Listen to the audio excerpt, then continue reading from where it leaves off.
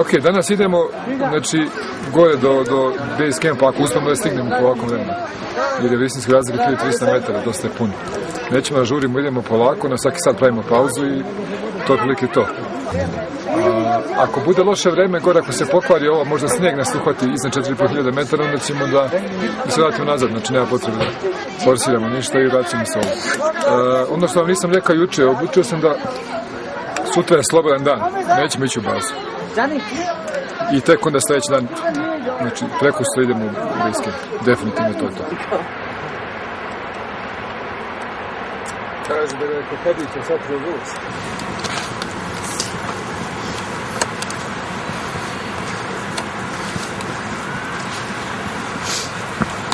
Svaka nam čast, znači ovo je super bilo za danas, 1300 i nešto metara visinske razlike, vidim dobro se osjećate, super.